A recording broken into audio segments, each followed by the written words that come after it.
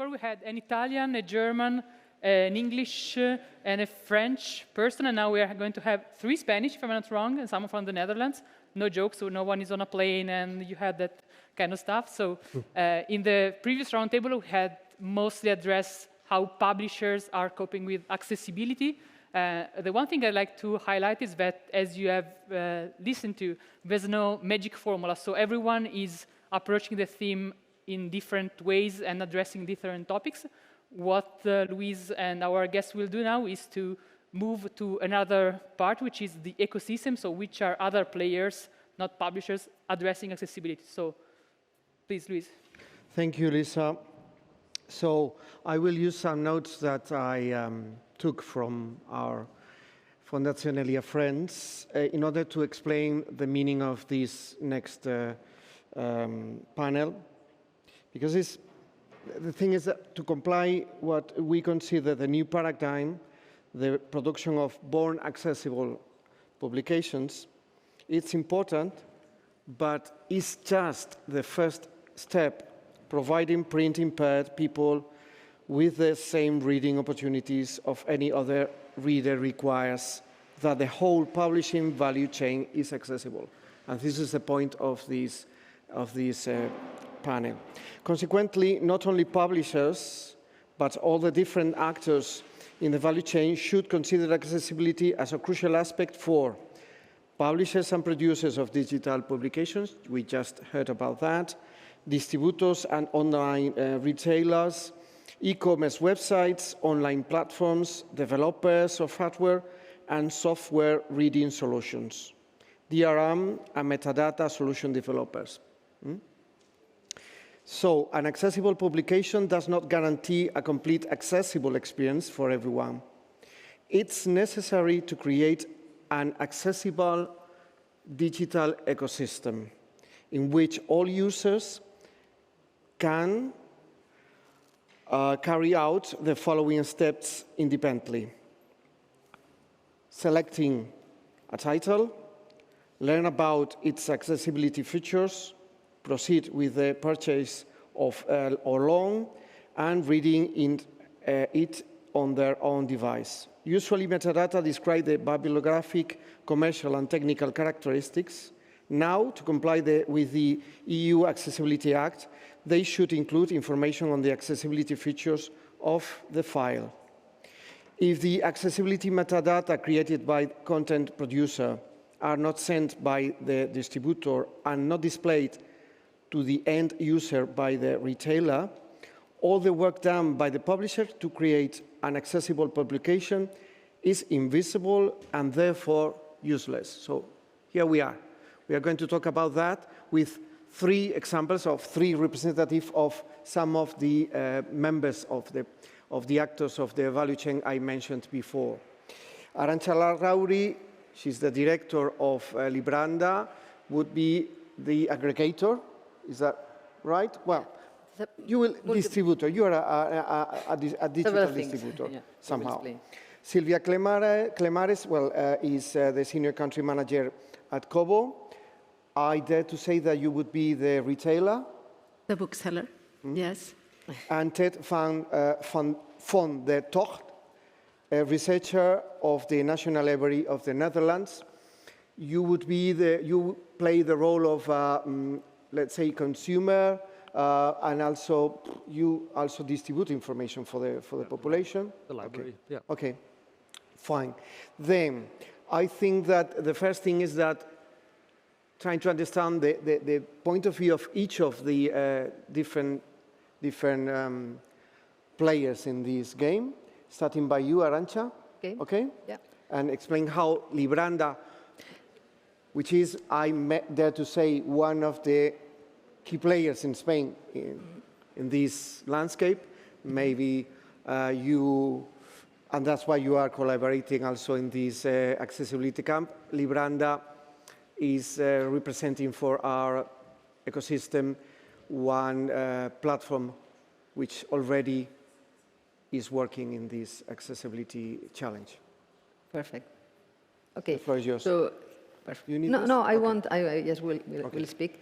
So, as you say, Luis, well, thank you for inviting us here. Libranda belongs to a bigger group, the Marque group, and this is very important to it's very important to be mentioned because. Yes, I had this Spanish point of view. No, you know, no. Libranda, but it's No, let me explain you why I say that, because the Marque has always, now Libranda, the Marque, together, has always been, accessibility has always been a DNA part of our corporation. Why?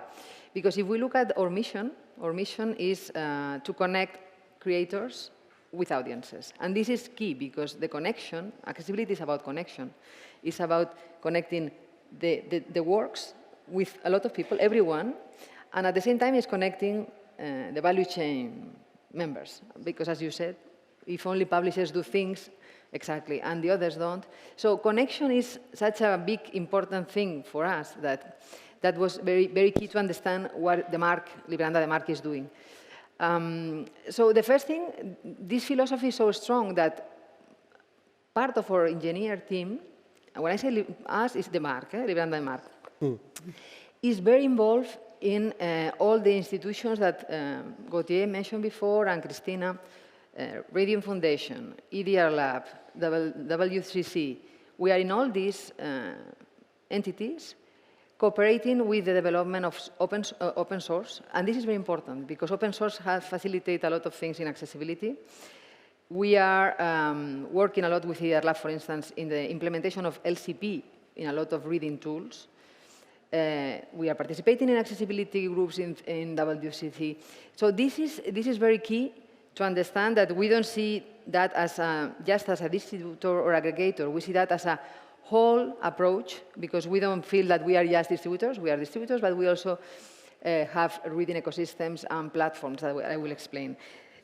So that's the first thing. We think we are responsible of contributing to this loop, to facilitate this loop of accessibility, this virtuous cycle. No? Apart from that first approach, I would say that we also have an approach of evangelism. We try to help with our clients and with people involved in the network here in Spain and Latin America, everywhere, in fact, in Canada, in the United States. We try to explain the advantages for everyone of embracing accessibility, not only because of legal reasons, but also because of social responsibility, as we explain, no? And also for market reasons, because you can grow if you have accessible books. No? So that's the first thing. And then, in terms of value chain that you ask, we have two things, two natures, I would say. We have one that is very well known, that is the distribution side. We are distributors, aggregators of content, and we have a platform that is in charge of putting all this content of the publishers in different retailers, booksellers, libraries, etc. In that path, we are doing a lot of things in that sense. We of course, are preparing our platform to host and protect with accessible DRM and LCP the content. We are giving some advice on how to develop with the producers of the EPUB files, how to move from EPUB 2 to EPUB 3. So we collaborate in this part. We are doing a lot of strong job in metadata. We are preparing them. We have prepared the platform to deliver accessible metadata. And in this case, the other day, my colleague Adrien Gardet explained the relationship and how we are going to implement the new code list, Onyx code list that the editor is going to publish. And this new mapping between Onyx and EPUB is going to be also used in our platform to make it possible to inform in a better way of the accessible metadata to all the channels we have.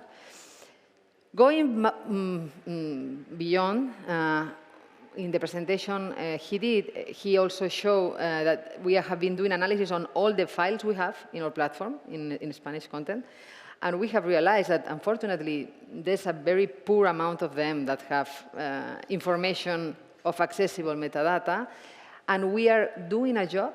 We are going to suggest the publishers to do a job of inferring part of this metadata and incorporate that into the Onyx to make it flow. So this is things we do as aggregators. And then we have the other side of the other nature of the company that is more oriented to creation of platforms for libraries, for booksellers, for publishers too. We create websites, e-commerce, lending platforms, plus a whole reading ecosystem of applications, web readers, etc., based on this EDR Lab, let's say ecosystem and Rhythm and EDR Lab tools that are so useful for us. For instance, the web reader, the Aldico or application, or eBiblio, that is the one that we use for Spanish public libraries, is based on all these tools. We use Thorium, for instance, too, for the reading in the computer. And we have pushed so much to make this possible, that all these platforms that work with us have these tools, accessible tools, that, that would be probably nowadays one of our core activities in terms of pushing accessibility. To give you this is a detail, but for instance, before we introduced our lending platforms in Spain, the library platforms were using ACS, Adobe DRM, which was blocking a lot and not facilitating the accessibility features that now the libraries have. No?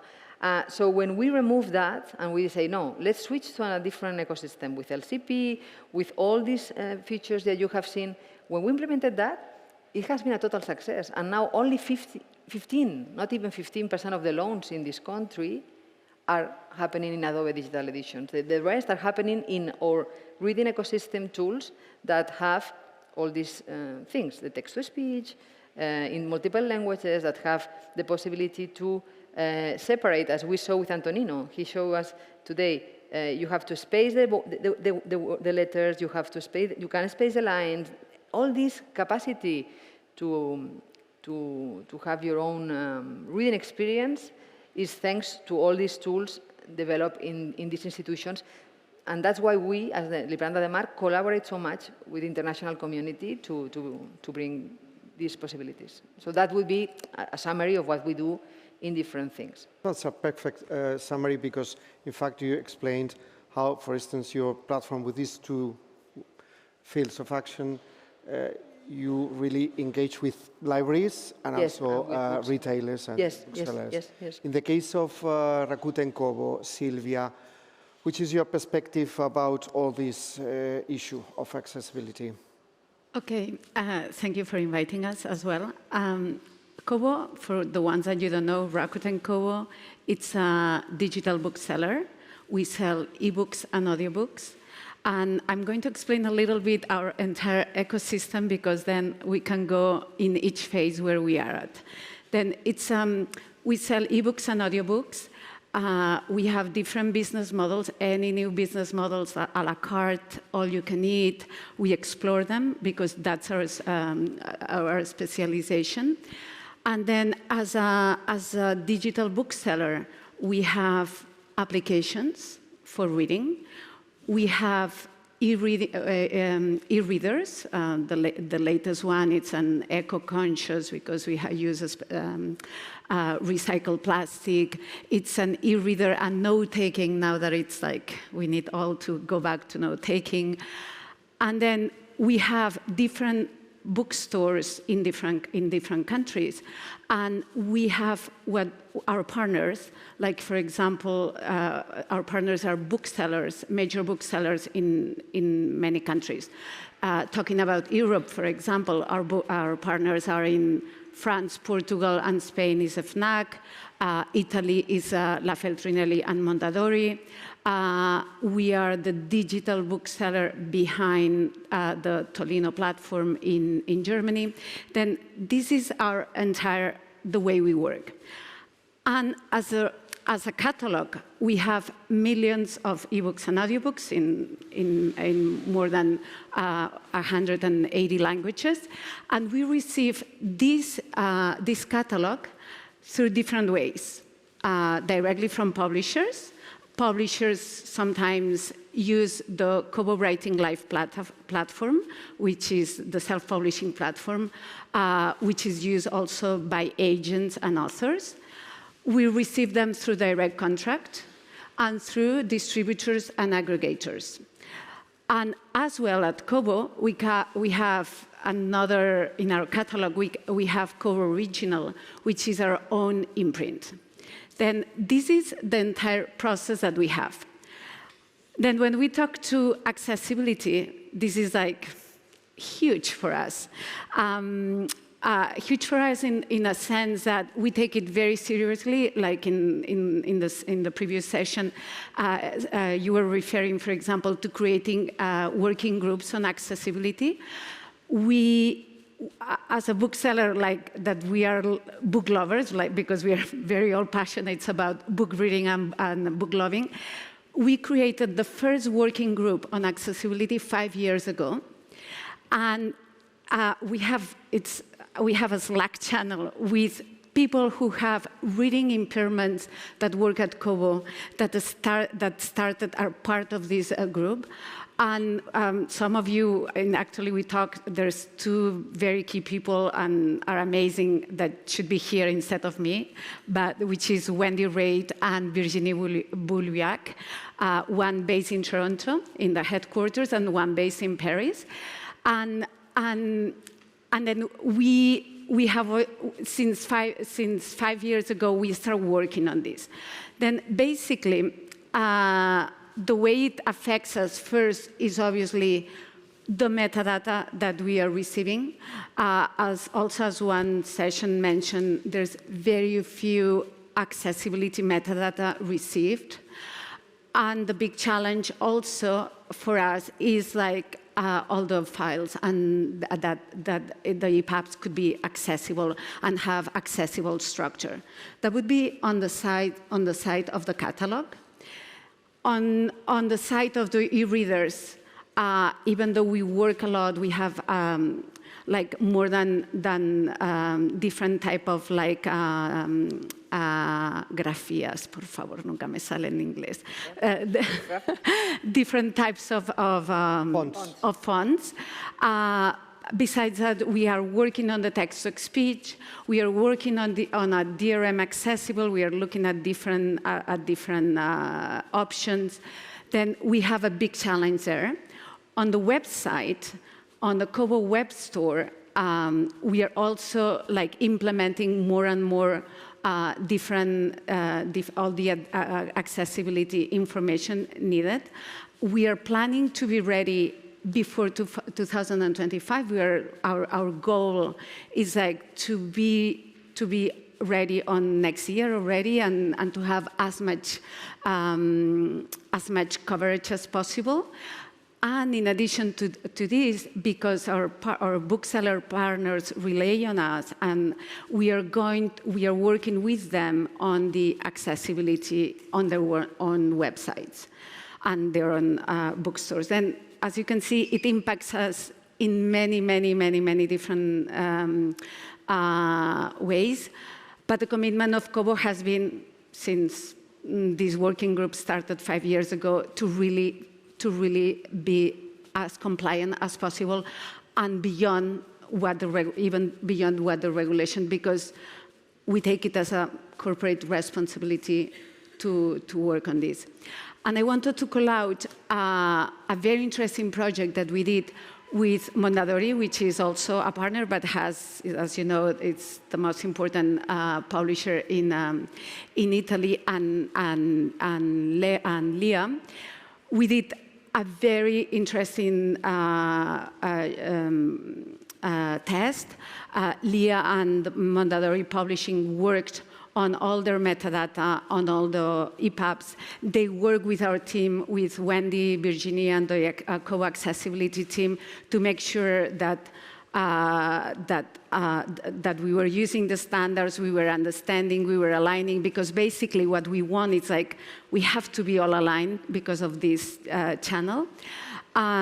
Therefore, what we did, we ingested already the metadata, we ingested the accessible EPUBs, and right now, Mondadori is like our top publisher in compliance. Like we have like 75% of their catalog is accessible, and then they're the first one to be like totally right on the accessibility.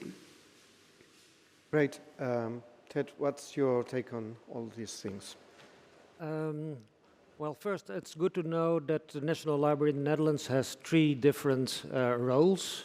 We have the classic National Library, which exists this year 225 years. We have collected over 120 kilometers of books and newspapers and magazines, so that's the classical thing. And there we have, in the meantime, digitized a lot. So the last 20 years we have been digitizing a lot of newspapers, books, and put them online.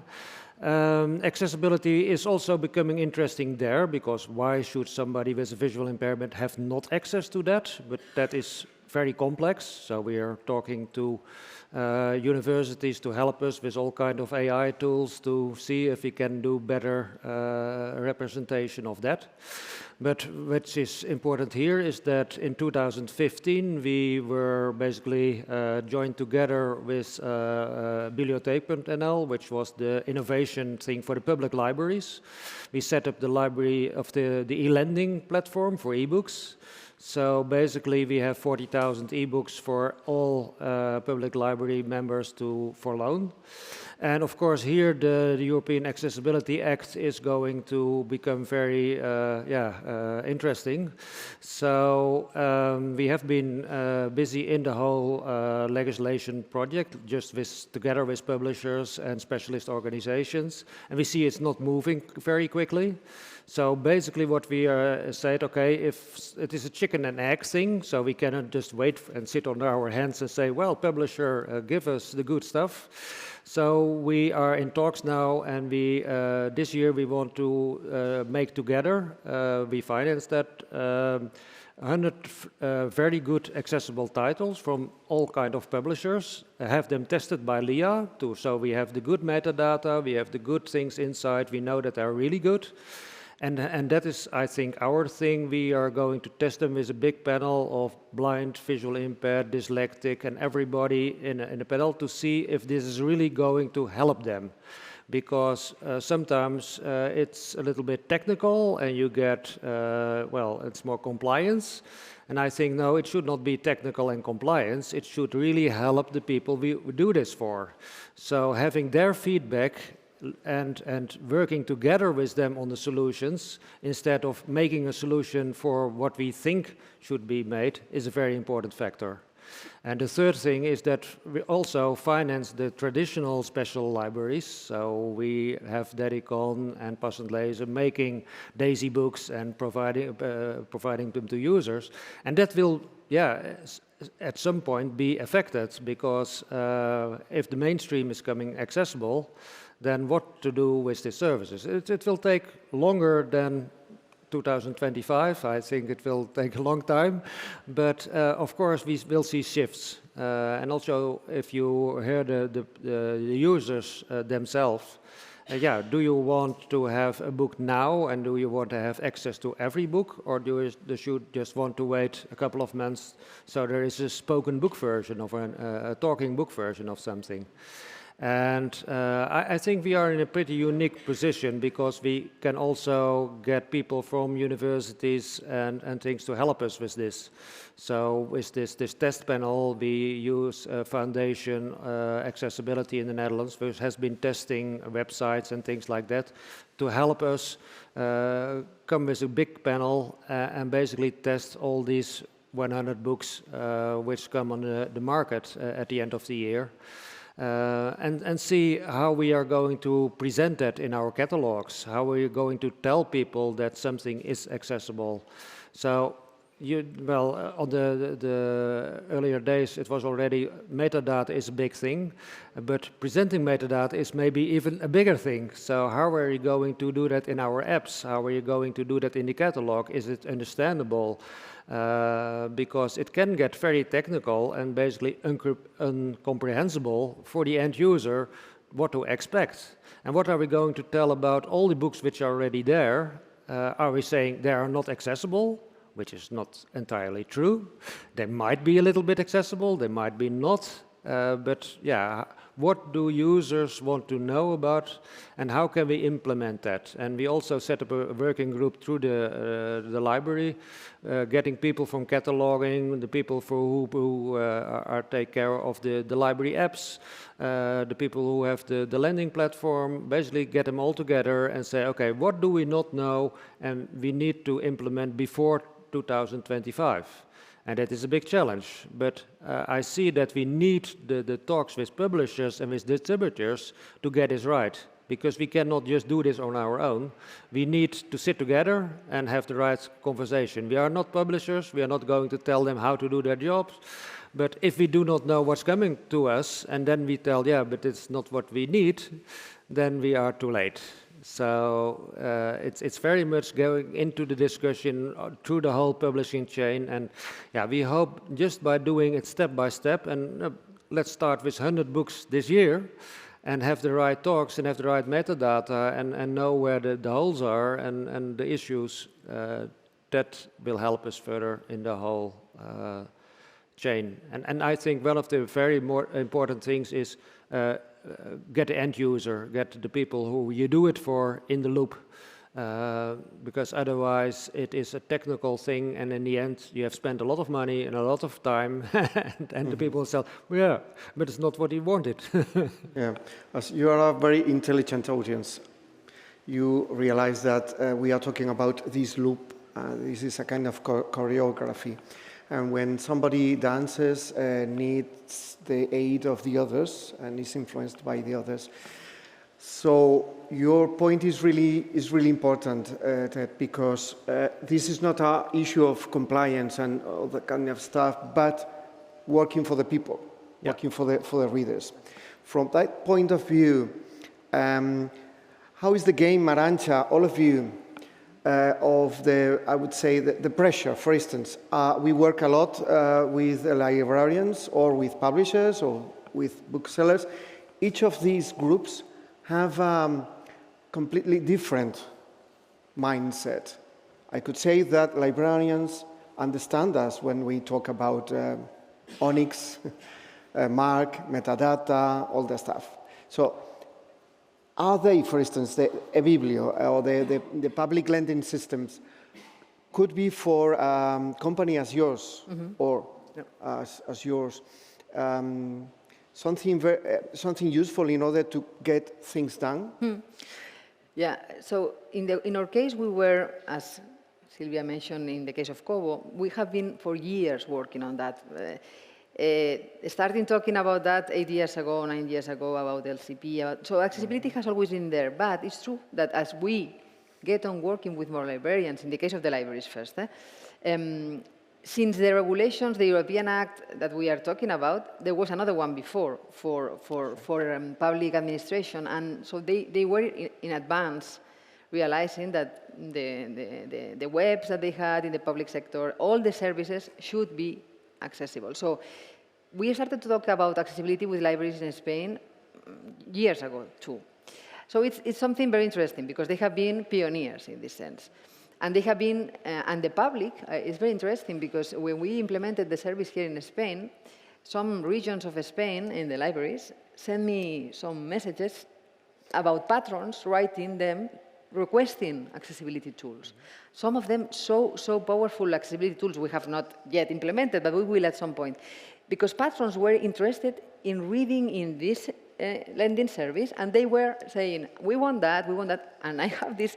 Sometimes I even chat with the families of these patrons. They gave me the access to chat with these families that have maybe kids with problems, and they talk to us directly requesting that. So that's very powerful in the terms of libraries.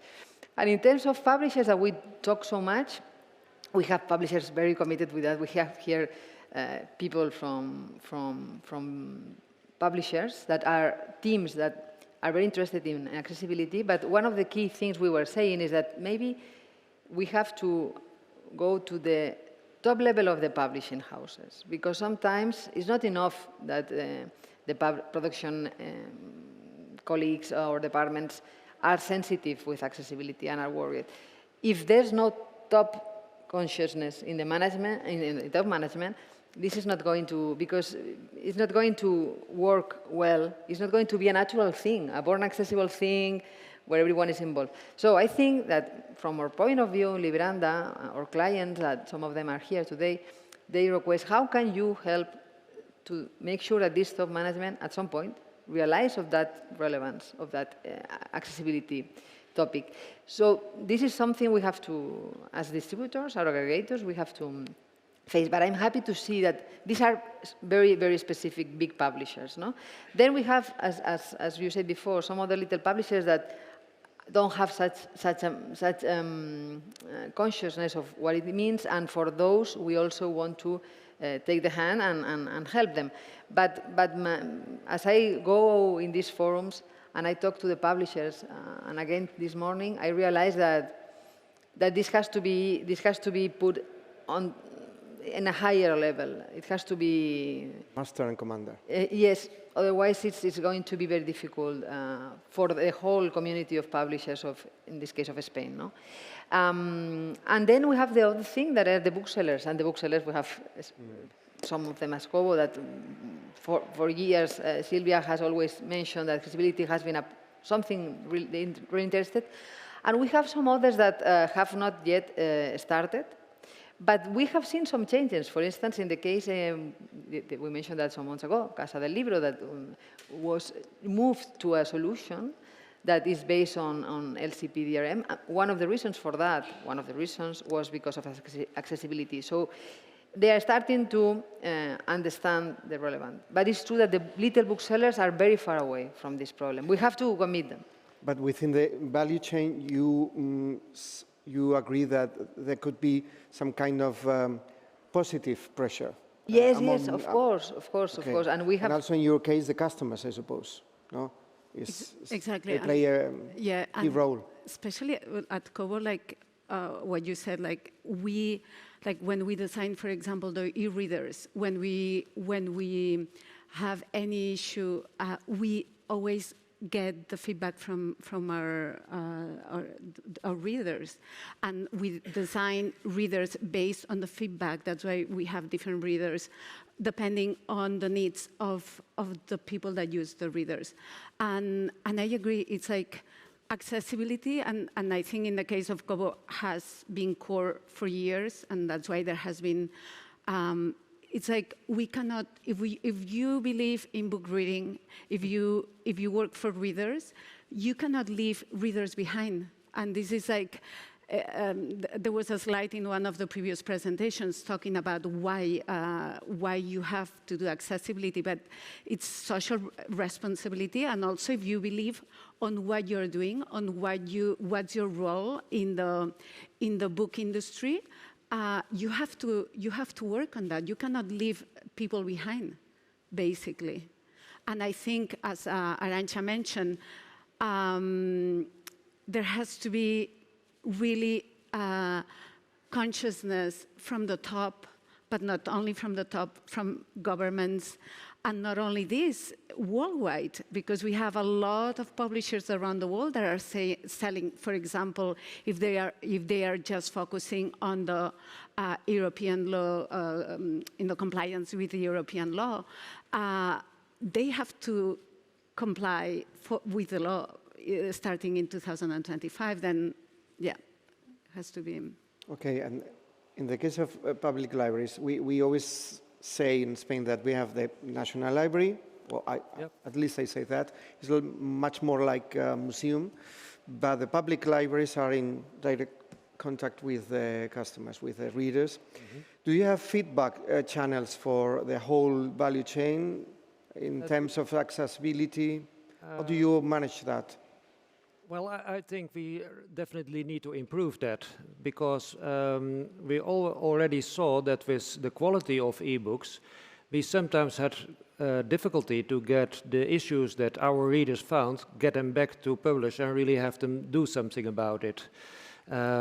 Because we got the complaints, but then it gets to the distributor or to and basically they find it difficult, because some publishers, they outsource the whole EPUB production.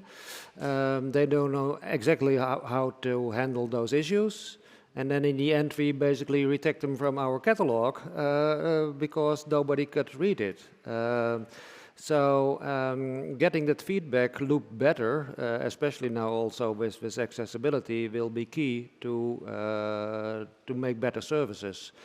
And in general, I think in the past we very much treated so okay, you are handicapped or you are for the normal public library, and now there's a much bigger focus also with our testing panels on the group which is more or less in between, so dyslexic children and other groups, which we didn't know much about how to handle that.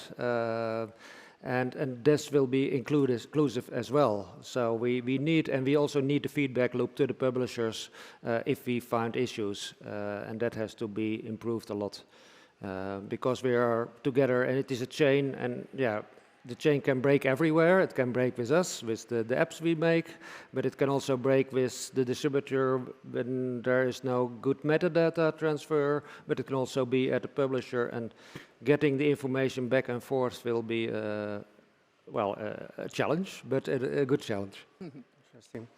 So, yeah, finally, before anybody could address any question to presentators, or the panelists, I would like to ask you for two things in a very fast response. The first one would be, could you mention the most important challenges in terms of accessibility? Let's say 1, 2, 3 main challenges. And secondly, which would be your wish for the future in terms of accessibility? Ted, for instance. Okay, the challenge is working together, because we cannot do this alone, and getting the users involved. I think those are the two key features for us to get that good. And your second thing was like a wish, accessibility, yeah, in terms of personal wish about accessibility. Yeah, I hope that in 2025 we are a good first step, and in 2030 we basically have a service which will serve basically everybody as well as possible. Also our, well, digitized collections, etc., but that's still a wish. Okay. Silvia. The big challenge that I see, it's especially on the publisher side. There are small publishers that have done a lot of effort to convert to digital. They still has issues with the metadata, and I think that's like the challenge is like how all the catalog is going to be compliant, and how this transformation is going to happen because of the internal digitalization of the working systems of the publishing houses in general, at least in the publishers that I work, and the biggest wish that I think everybody at Kobo we have is like that we have the entire catalog completely accessible. That would be what we really would like, to have everything accessible, not only the front list in 2025, but everything accessible. So for me, the challenge would be to think of how can we make sure, not only the publisher, but how can we make sure, at least thinking about the Spain or Spanish language content, how can we make sure we start to do something? I mean, because I don't think we have, we have done something. But how can we help in our position as a company to create the forums, the real forums that are going to work with publishers, with booksellers, with libraries. With libraries, I'm not so worried because they are upfront. But with publishers and with booksellers, how can we make sure that, because we are talking and we are very interested, all of us in this audience, but there are a lot of people out of this room that don't have a clue of that. So my question is, you mean awareness in terms of To start. Facts. Yeah, no, to start, to put consciousness on this is a topic that not only X people have to talk about. It's for all the company. So that for me, and this is not done yet. We are at the beginning. And the wish would be that the accessibility is not, that is something so natural, so natural that it's not a topic anymore. That it's something that in all the publishing houses is something normal. It's like if you don't put the price. It should have it's the same. You cannot imagine selling an ebook without price, or you cannot imagine with a title. So that any platform, any platform in the world shows the metadata accessible, the accessible metadata. Any publisher considers that is in the workflow of the publishing house so naturally that it's not a topic anymore. We don't have to talk about accessibility anymore because it's natural. No, that would be the dream at some point. From our part, this would be a good recap. I don't know, Elisa, if we have enough time to ask to the audience if you have any questions. Yes, Christina? Yeah, maybe sharing an experience from Germany and the booksellers, because you mentioned the booksellers too. Yeah. I have the impression that the smaller one are the most relaxed in Germany, because they rely very much on white label shop solutions from the distributors, from the wholesalers. So we have like Umbreit and Libri, and they have the white label shop solutions they're working with anyway. So nearly 90% of our booksellers have web shops, and they will do the job for the booksellers. They will work on their white label shop solutions. And I think it's especially for the smaller booksellers that the shift won't be a technical problem. But of course, they also have to, if they have a website that goes with the web shop, and the web shop is not the only thing present, they will have to understand the topic and also think of the communication towards their readers. That's very important. Yeah. But the technical side is taken care of, I think. Yeah. Yeah. If I can say something here, it's interesting because we work with a lot of little booksellers. In the past, we offer them a connection through API. They have the website, they connect, and then we provide a reading ecosystem.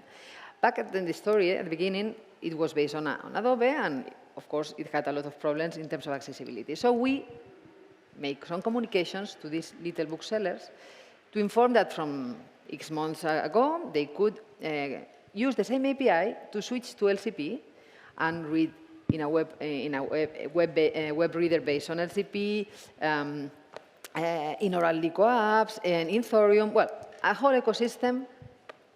They read the newsletter. We called them. They told us that's very interesting. We don't have. We don't have the resources to do that. We know it's just a connection of an API that is already connected. So it's just a matter of changing, adapting a little bit. Any of them has changed for the moment. But the new ones, but there are a lot of booksellers that were not selling ebooks and audiobooks because they didn't like the solution we had. And now that we have this one that is accessible, they are starting to join. By the smallest one, we have not managed to show them that they have to jump to the next level. This is one of our missions. We have to do it. We have to convince them. We have to explain. And that's part of the process the journey we are doing as distributors, as content suppliers with reading ecosystems. No? But it's a challenge. It's a challenge because it's true that they know they have the solution, but they have to do something, and this something, sometimes they don't have the focus on that. So we will have to work with them. Okay, then I suppose that our brains and our bodies need some libations and lunch and before the working groups. So I think this was great because help us to understand the meaning of the whole value chain in terms of accessibility. So thank you very much for your attention, and to three of you, thank you. Thank you. Thank you.